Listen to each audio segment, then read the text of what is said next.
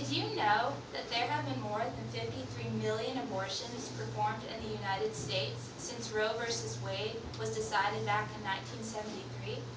Did you also know that approximately 3,000 Americans lost their lives as a result of the destruction of the World Trade Center towers on 9/11?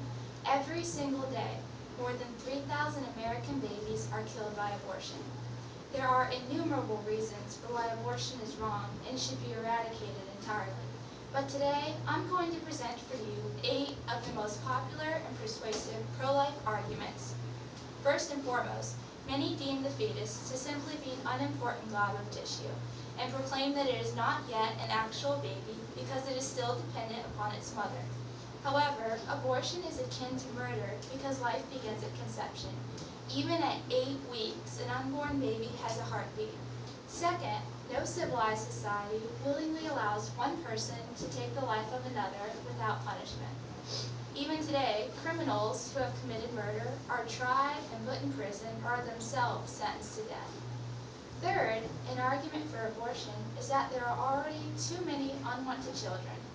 On the contrary, adoption accomplishes nearly the same thing as abortion and provides children with a loving and stable home.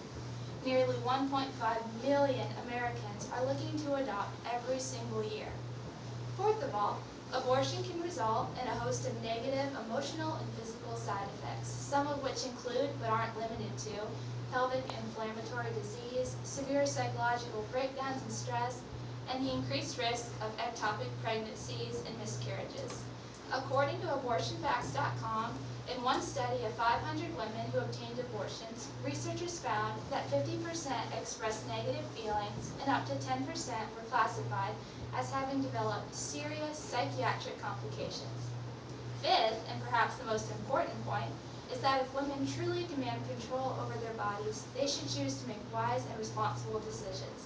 The use of contraceptives, and especially the practice of abstinence, should first be employed. According to Michael, an anti-abortion blogger, one very shocking study found that 86% of all abortions are done for the sake of convenience. I'm sorry, that's 80%. Sixth is the fact that countless Americans who pay taxes are opposed to abortion. Therefore, it is morally wrong to fund abortion practices with tax dollars. Seventh, the majority of women who choose to undergo abortions are often extremely young or have insufficient life experience to fully understand the consequences of their action.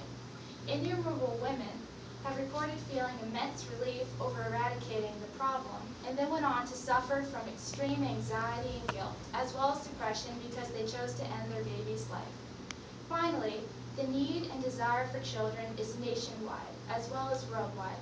If abortion were to be entirely obliterated, couples not capable of having children themselves could adopt and start their own families.